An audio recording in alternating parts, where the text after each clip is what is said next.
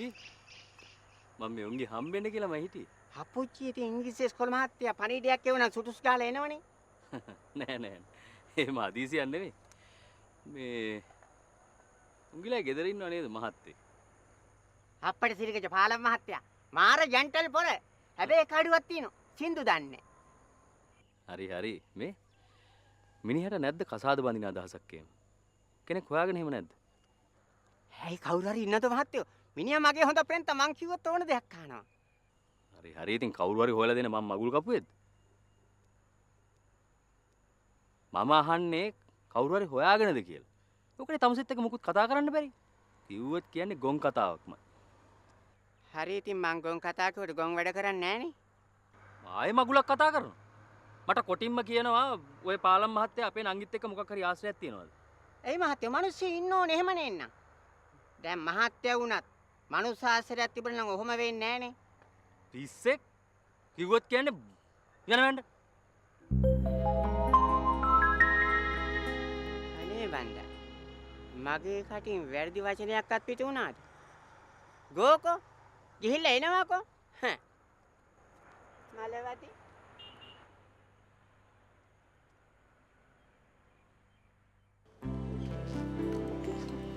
මට හිතාගන්න බෑ අයියේ. මට අක්කගේ මූණ දැක්කම හිත වාවන්න නැතුව ගියා. සේරම දේවල් එක එක දාන ලෙඩ නංගි. මොකද ආන්ටියම නරක කෙනෙක් නෙමෙයි. ඉතින් මම හොඳටම දන්නවා. එයා ඉතින් කාලයක් මාත් එක්ක නම් තරහ වෙලා හිටියේ තමයි. ඒ වුණාට දැන් ඉතින් අවුලක් නැහැ.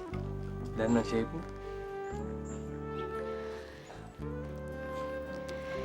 ඒක නම් ඉතින් මට තේරෙනවා. ඒත් අපි දැන් මොකද කරන්නේ? කොහොම හරි අසංකයව අප්පච්චි ළඟට ගෙනියන්න ඕනේ. අප්පච්චි කැමති වුණාද සනීප කරන්න? ඔව්. අප්පච්චිට පුළුවන් කිව්වා. අප්පච්චි ඉතින් බැරි දේවල් බාර ගන්න නෑනේ. පුළුවන් කිව්වොත් අනිවාර්යයෙන්ම කරනවා තමයි. ඔව් ඉතින් ඒක නම් ඇත්ත. මොකද ඉතින් මං වෙද මහත්තයා ගැන දන්නේ නැති කෙනෙක් නෙමෙයිනේ. බලමු. මං ආන්ටිට කොහොම හරි වචන දාලා බලන්න.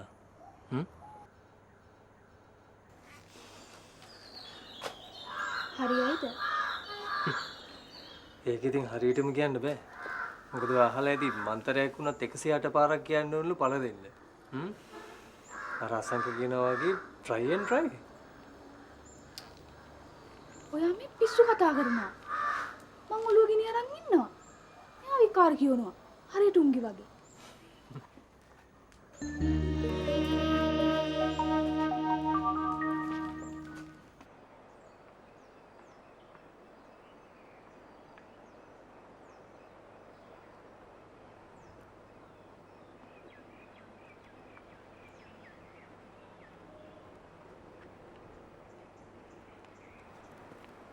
සර්. දැන් කොහොමද උපශාන්ත වත්තේ වැඩ?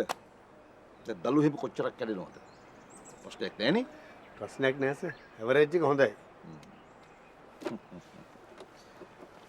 මම මේ උපශාන්තට කියන්න කියලා හිටියේ. අපි ඔය ෆැක්ටරි එකේ පොඩි වෙනස්කම් ටිකක් කරන්න ඕනේ.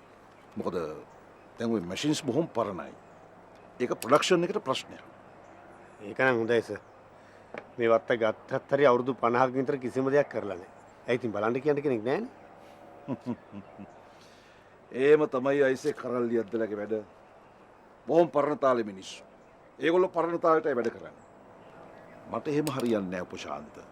අපි මේක හරියටම කරන්න ඕනේ. මට තේරෙනවා සර් මට තේරෙනවා. එතකොට සර් අපි කොහොමද ඒගොල්ලන්ට ගෙවන්නේ?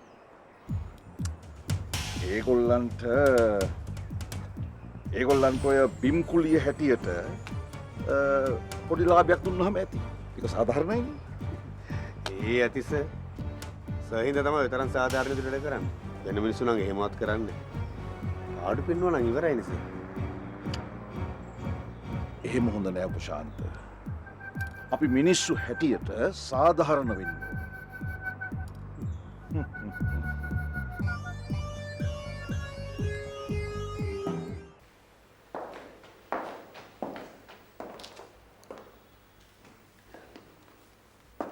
ආන්ටි මොකද මේ?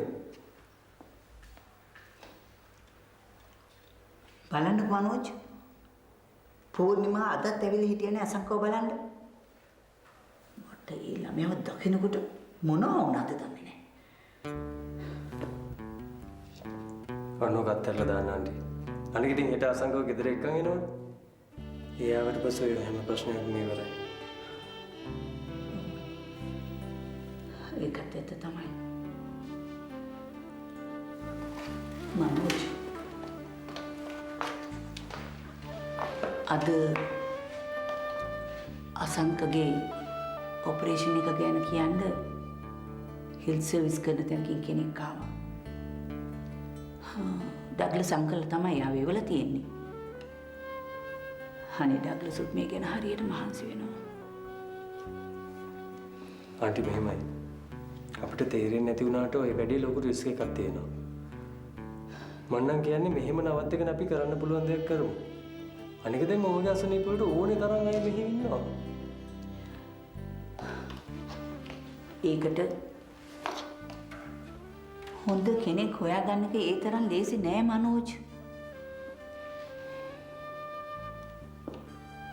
මම දන්න මිනිස්සෙක් නම් ඉන්නවා. හැබැයි ඉතින් ආන්ටි කේන්ති ගන්න නැත්තම් මම කියන්නම්. කවුද?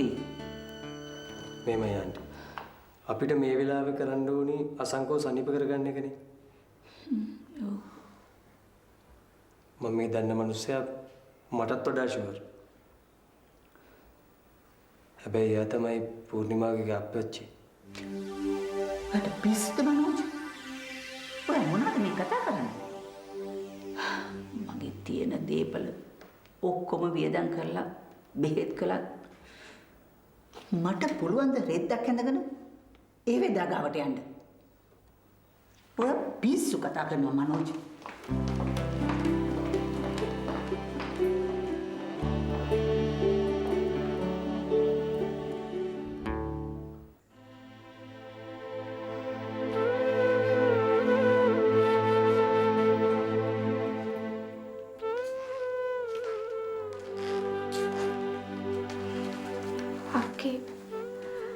අක්කා මාත් එක්ක තරහෙන් දෙන්නේ.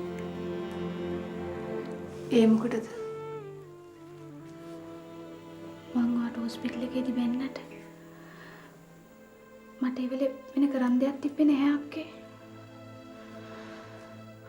කමක් නැහැ. මට තේරෙනවා.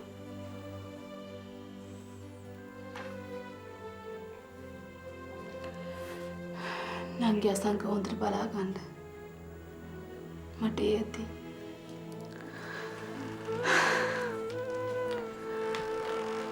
අසංකයි හෙට ගෙදර එක්කයි යනවා.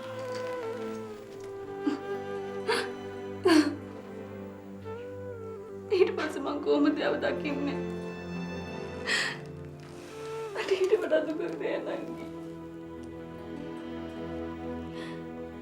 ඔයා දුක් නොවී ඉන්නකෝ. අපි මොනවා හරි කරමු.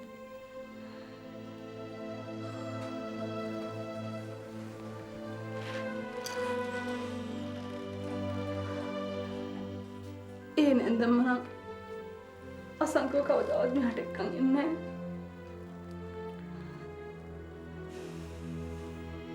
නෑ අක්කේ. එයාට එහෙම කරන්න වෙනවා. එහෙම වුණොත් කොච්චර හොඳද නංගි?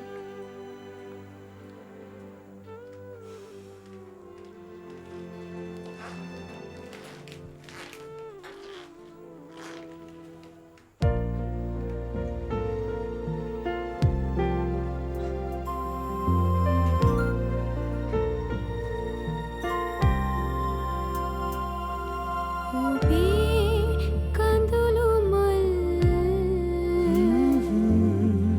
උපුදා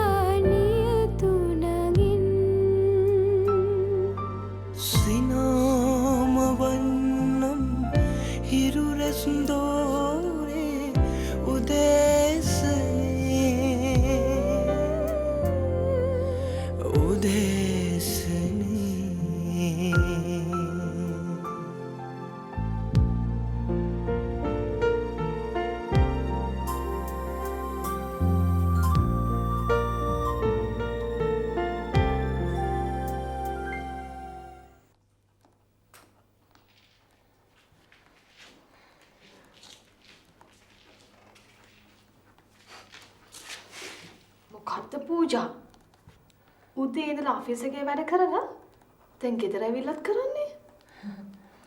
මට දෙන්නේ ඔයාගේ ඩැඩීටනේ. අන්තිමට ඉතින් මේවා කාටද? ඔයාටනේ. අනේ මට ඔයගෙල වෙත් තණ්හාවක් නැහැ. ඔය තියෙන ටික මතයි.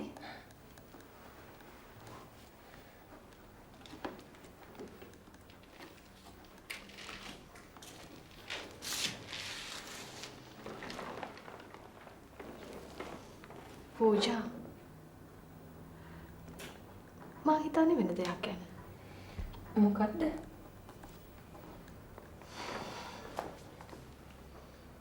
හෙට ආපහු අසංක ගෙදර එනවනේ. මං දන්නේ නැහැ මම මොන අමාරුවක වැඩෙන්න යනවද කියලා.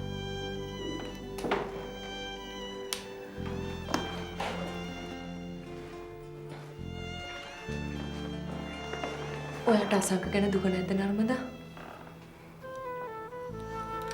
දුකයි. ඒ ජීවත් වෙනවද නැද්ද කියලාවත් එයාවත් දන්නවද? මං තව කී දවසකට මේ බොරුව කරන්නද? ඔයාගේ ඩැඩීට මේ බොරුව ඇති වෙනකන්.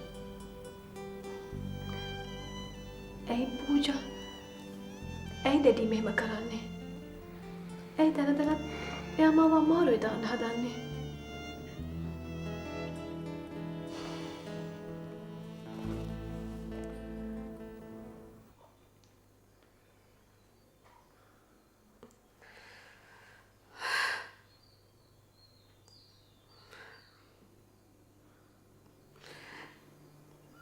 අසංක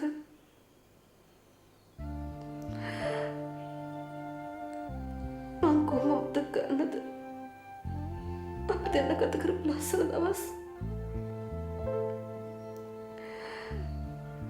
ආයෙත් අපි දෙන්න හම්බුනාම අපිට කතා කරන්න කොච්චර දේවල් තියෙනවද? මේ දවස් කාට මම විඳ දුක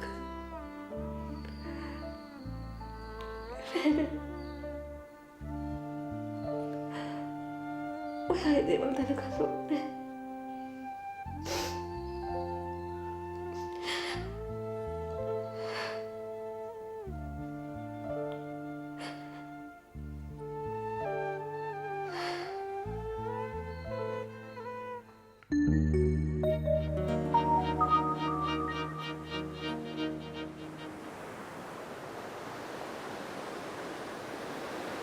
මං දන්නවා ළඟ ඉන්නවා කියලා.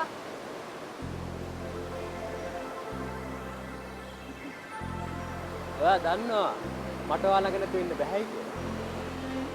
මං දන්නවා ඔයා මාව හොයාගෙන එනවා කියලා. ඔයා දන්නවා මට ඔයාව හොයාගෙන එන්න නැතුව ඉන්න බෑ කියලා.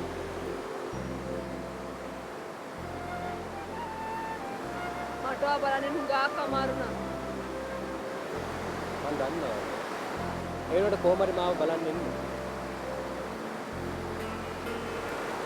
කොහොමද?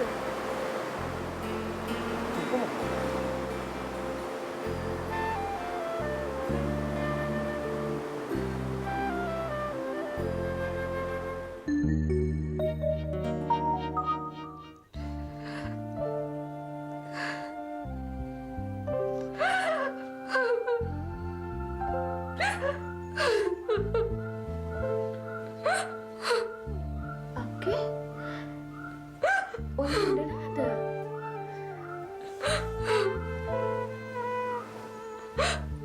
හරි නංගි. අටේට කොහොමද අසංක බලන්න ඕනේ. හරි. ඕක ඉතින් ඒ තරම් දෙයක් ඈ. අපි රසංකය බලන්න යමු. සන්දේට හිටියෝ. එයා ඉතින් කොහොමද දෙනවනේ. අනුච් අයියත් දෙනවනේ. අපි කොහොම හරි වෙලාවක් හදාගමු. ඒ මොනත් හොඳයි. අනේ මොකටද? මට සක්කව කවද දකින්න මේ දන්නේ. හරි. ඔය කාර්යය තුනිදා ගන්නකො. මං කොහොම මොනවා හරි කරමු කියලා.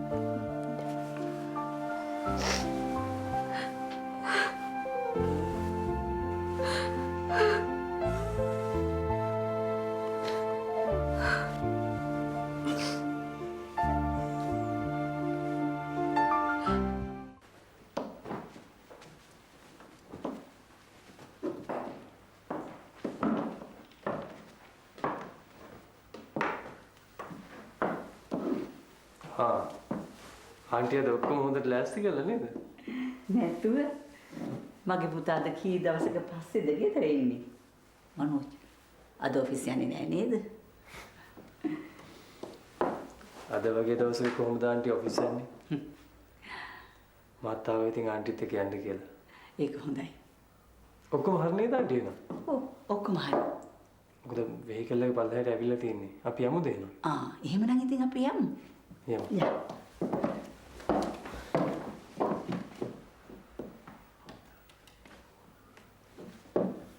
මොකද ඒ පාර ප්‍රශ්නේ?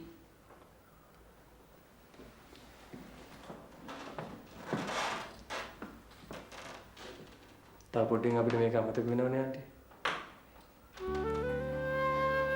මට ඒක අමතක වුණා. මට අමතක මගේ පුතා දෙන්නේ ඇවිදගෙන නෙමෙයි කියලා.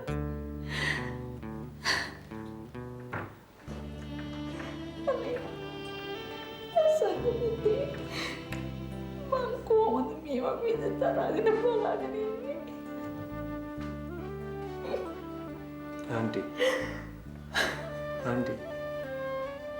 ආන්ටි හිත දුර්වල කරගන්න එපා ආන්ටි. මේ වෙලාවේ අපි අසංකට පිට වෙන්න ඕනේ.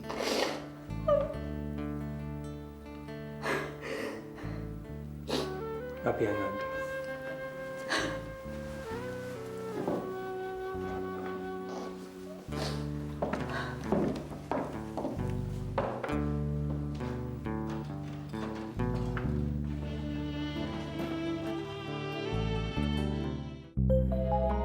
කෝන්ගේ මේ ලොකු චුටි මැනික පාන්දරෙම වැඩපල ටික අහවර කරලා ඔය ස්පිරිතාලේ යනවා කියලා උදේන්ම ගියේ මෙලහකට ගිහිල්ලත් ඒක. හරි මන් දන්නේ මේ ළමයට මොනවා වෙලාද කියලා. මේ ළමයි දෙන්නම ඔහම තමයි බෙදාරච්චිලා. අසංක මහත්යත් ඔහම තමයි. පණ උනත් දෙයි.